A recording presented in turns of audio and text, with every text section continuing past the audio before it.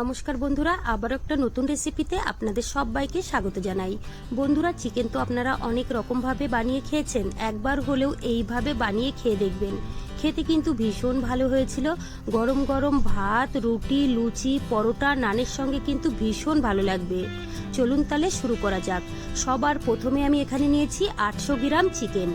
বন্ধুরা, চিকেনটা আমি খুব ভালো করে ধুয়ে নিয়েছি। গ্যাসে একটা কড়াই বসিয়ে দিয়েছি, কড়াইটা গরম হয়ে গেছে। এবার দিয়ে দেবো পরিমাণ মতো সরষের তেল। সরষের তেলটা গরম হয়ে গেছে, এবার দিয়ে দেবো বড় সাইজের দুটো পেঁয়াজ কুচি। পেঁয়াজটা কিন্তু হালকা করে একটু ভেজে নিতে হবে। পেঁয়াজটা আমি হালকা করে একটু ভেজে নিয়েছি। এবার দিয়ে দেবো বড় সাইজের একটা টমেটো, আর দিয়ে দেবো এখানে কাঁচা লঙ্কা।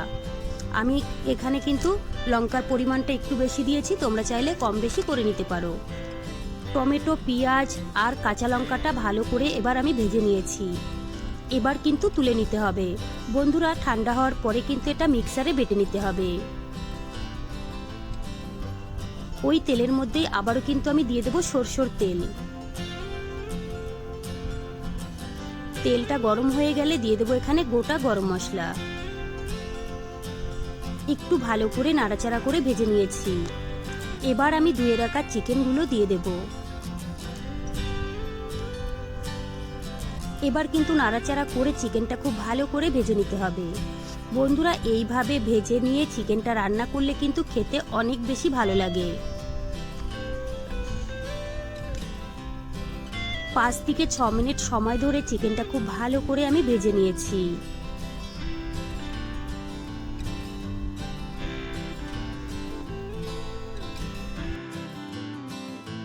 এবার দিয়ে দেবো 1 চামচ আদা রসুন বাটা।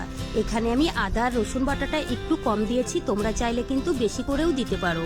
বন্ধুরা, এই রান্নাতে কিন্তু একটু আদা রসুন বাটা কম দিলেই বেশি ভালো লাগে।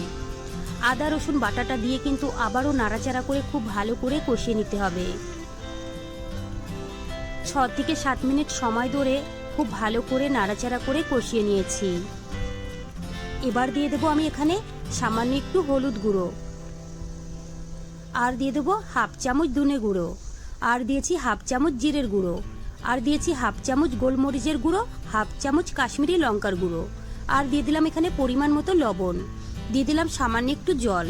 জলটা দিলে কিন্তু নিচের থেকে লেগে যাবে না, সুন্দরভাবে কষানো হয়ে যাবে।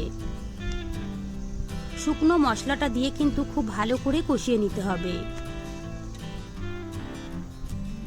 শুকনো মশলাটা দিয়ে খুব ভালো করে নাড়াচাড়া করে আমি কষিয়ে নিয়েছি। বন্ধুরা, এবার আমি বেটে রাখা মশলাটা দিয়ে দেব। যে মশলাটা আমি আগের থেকেই ভেজে ঠান্ডা করে নিয়েছিলাম, তারপরে কিন্তু মিক্সারে বেটে নিয়েছিলাম। মশলাটা দিয়ে কিন্তু খুব ভালো করে নাড়াচাড়া করে একটু সময় নিয়েই কিন্তু কষিয়ে নিতে হবে।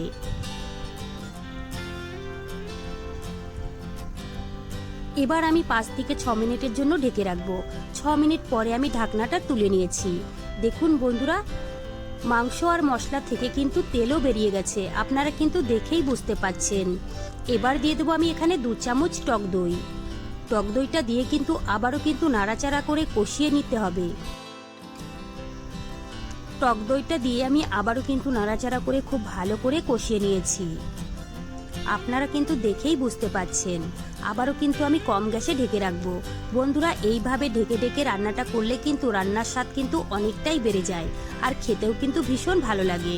দেখুন বন্ধুরা, 6 থেকে 7 মিনিট পরে আমি ঢাকনাটা তুলে নিয়েছি, আর দেখুন কত সুন্দরভাবে তেলও ছেড়ে দিয়েছে। এবার দিয়ে দেবো আমি কাজু বাটা। বন্ধুরা, 8 থেকে 10টা কাজু আমি আগের থেকে কিন্তু পাটায় বেটে রেখেছিলাম। তারপরে দিয়ে দিলাম এখানে সামান্য একটু গরম মশলা, আর দিয়েছি কাসুরি মেথি। আবারও কিন্তু নাড়াচাড়া করে আমি ঢেকে রেখেছিলাম। ঢাকনাটা তুলে নিয়েছি। দেখুন বন্ধুরা, উপর থেকে কিন্তু কত সুন্দরভাবে তেলও ছেড়ে দিয়েছে, আর খুব সুন্দরভাবে কিন্তু কষানোও হয়ে গেছে। আপনারা কিন্তু দেখেই বুঝতে পাচ্ছেন। এবার কিন্তু নাড়াচাড়া করে আমি এখানে দিয়ে দেব জল। বন্ধুরা, এখানে কিন্তু আমি কুসুম গরম জল দিয়েছি। চিকেন রান্না করার সময় অবশ্যই কিন্তু গরম জল দিতে হবে, এতে করে কিন্তু সময়টাও কম লাগে আর রান্নাটাও কিন্তু তাড়াতাড়ি হয়ে যায়। জলটা দিয়ে আমি নাড়াচাড়া করে ঢেকে রাখবো 6 থেকে 7 মিনিটের জন্য। 6 থেকে 7 মিনিট পরেই দেখবে রান্নাটা আমার একদম কমপ্লিট হয়ে গেছে।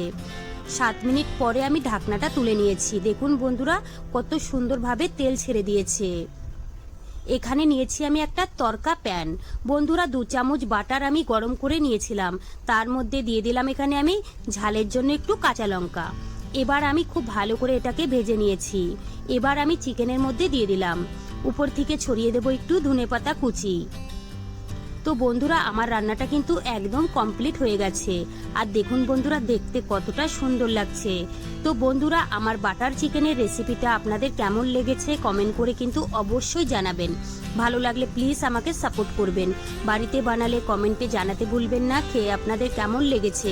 চলুন তাহলে ভিডিওটি আমি এখানেই শেষ করছি। আপনারা সবাই ভালো থাকবেন।